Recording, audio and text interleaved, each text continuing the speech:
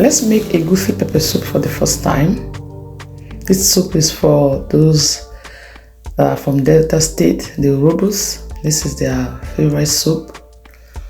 I'll say this is their traditional soup, if I may say.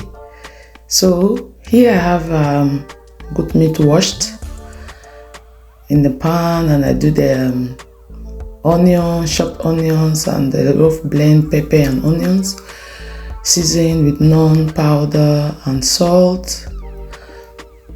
After a few minutes, I have to stir that a little bit. Now you can see that the juice is out. I didn't add any water for now. Then I have a little bit of beef to add. You know, goat meat is very strong, so you have to cook the goat meat for a while. Then after cooking for a while, for like 10 to 15 minutes, then I have to introduce the meat, because the meat is a little bit softer, the goat is harder. So we do the goat first, then we add the meat. Then another pan, I have my snail. Then I have my dried fish, like I'll say bonga fish, but it's a different kind, fresh fish. Then I have my stock fish.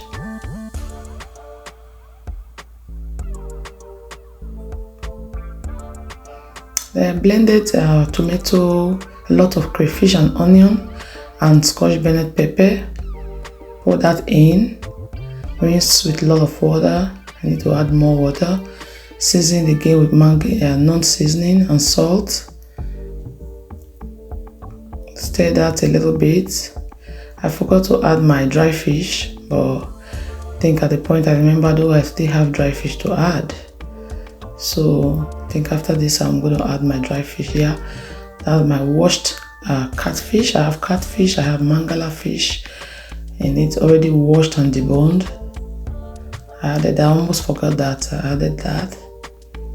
Then now you can see it's boiling. I added my pepper soup spice at this point.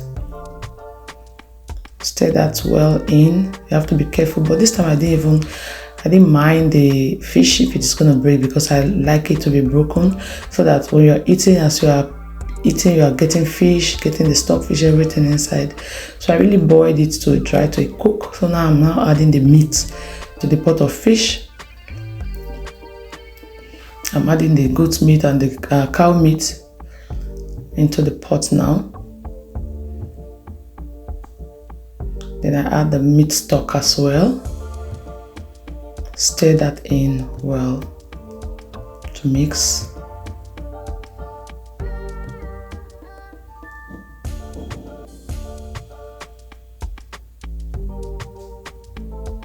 After that, I have a frozen bitter leaf and scent leaf, so I have to add it at this time because it's frozen. So I add it at this time, so we give it time to really cook. So I added that. Some people don't like adding leaf, but you know, pepper soup, egusi pepper soup, you don't have to add oil, so it's going to just be white. So you don't want it plain like that. So I think adding a little bit of leaf will be nice. So now I'm adding my egusi. So I just want to break it. I didn't want to mix it up with water. I just want to make sure everything is, there's no lump. So I have to use my hand to, like, as I'm trying to break and make sure there's no lump in it. Just keep breaking and make sure there's no lump in it. Yeah.